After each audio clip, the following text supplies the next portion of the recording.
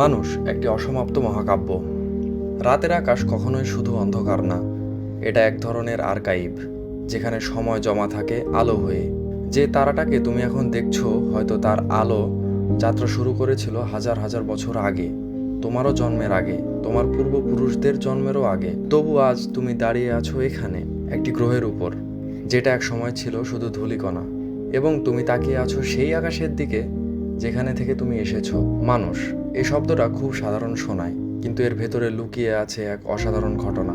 আমরা হলাম সেই মহাবিশ্বের অংশ যে নিজেকে বুঝতে শিখেছে। আমাদের হাড়ে আছে মৃত নক্ষত্রের ধূলি, আমাদের রক্তে আছে কোটি বছরের বিবর্তনের ইতিহাস, আর আমাদের মস্তিষ্কে মহাবিশ্ব নিজের প্রতিচ্ছবি দেখতে পায়। আমরা প্রশ্ন করি, আমরা হিসাব করি, আমরা কল্পনা করি, এবং ধীরে ধীরে আমরা সীমা অতিক্রম করি। একটা সময় ছিল আগুন ছিল রহস্য, আজ আমরা সূর্যের শক্তি ধরতে পারি। একটা সময় ছিল রোগ মানে ছিল মৃত্যু, আজ আমরা জীবন বাড়াই, কোষের ভেতর ঢুকে যাই, জিনের ভাষা পড়ি।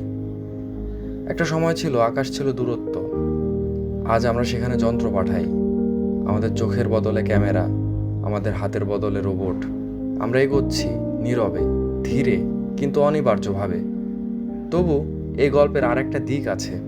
এই একই মানুষ যে নক্ষত্রের শক্তি বোঝে, সেই মানুষ খাবারের জন্য লড়ে। যে মানুষ মঙ্গল গ্রহে যন্ত্র পাঠায়, সেই মানুষ নিজের শহরে আশ্রয় খুঁজে পায় না। আমরা একসাথে জিতছি, কিন্তু একা একা হারছি। সমস্যাটা সম্পদের না, সমস্যাটা আমাদের দৃষ্টির। আমরা এখনো ভাবি এই ছোট্ট পৃথিবী সব কিছু, তাই আমরা ভাগ করি, দখল করি, সংগ্রাম করি। কিন্তু সত্যটা আরও বড়। মহাবিশ্বের সম্পদ সীমাহীন, গ্রহাণুতে ধাতু, উপগ্রহে বরফ, তারার চারপাশে শক্তি। আমরা এখনও সৃষ্টি করতে পারি না, আমরা শুধু যা আছে সেটা ব্যবহার করি। আর যা আছে তা শুধু পৃথিবীতেই সীমাবদ্ধ না। তাহলে প্রশ্নটা বদলাতে হবে। কে কত পাবে এই প্রশ্ন না, আমরা কত দূর যেতে পারি এই প্রশ্ন। মানুষের ইতিহাস আসলে যুদ্ধের না, এটা সম্প্রসারণের। আমরা গুহা ছেড়েছি, আমরা নদী পার হয়েছি, আমরা মহাদেশ পেরিয়েছি। এখন সময় গ্রহ ছাড়ার। কিন্তু প্রযুক্তি একাই যথেষ্ট না। রকেট বানানো সহজ, মানুষ হওয়া কঠিন। আমরা মিসাইলও বানাতে পারি, যেগুলো ধ্বংসের জন্য, আর আমরা রকেটও বানাতে পারি, যেগুলো ভবিষ্যতের জন্য। এই দুইটার মধ্যে পার্থক্য শুধু প্রযুক্তির না, পার্থক্যটা উদ্দেশ্যের। যেদিন মানুষ বুঝবে আমরা আলাদা আলাদা না, আমরা একটি প্রজাতি, একটি গল্পের ভেতরে থাকা চরিত্র, সেদিনই পরিবর্তন শুরু হবে। সেদিন ধনী গরিব বিভাজন কমে আসবে, কারণ আমরা বুঝবো আমাদের গন্তব্য এক।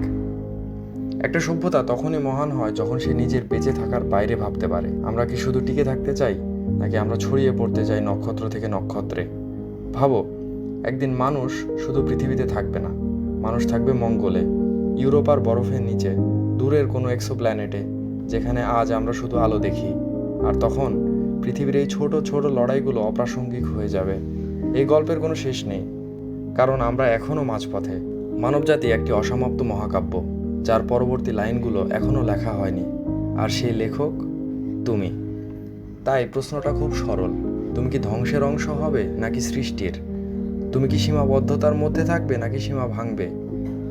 আমরা মানুষ, আমরা শুধু বেঁচে থাকার জন্য জন্মাইনি, আমরা জন্মেছি বোঝার জন্য, সৃষ্টি করার জন্য, এবং শেষ পর্যন্ত মহাবিশ্বকে স্পর্শ করার জন্য। একদিন যখন মানুষ সত্যি নক্ষত্র ছুঁয়ে ফেলবে, তখন ইতিহাস লিখবে না কে কত জমি দখল করেছিল, ইতিহাস মনে রাখবে কে প্রথম আকাশ ছাড়িয়ে গিয়েছিল। এবং সেই দিন আমরা অবশেষে বুঝব আমরা কখনোই ছোট ছিলাম না, আমরা শুধু বুঝতে দেরি করেছি।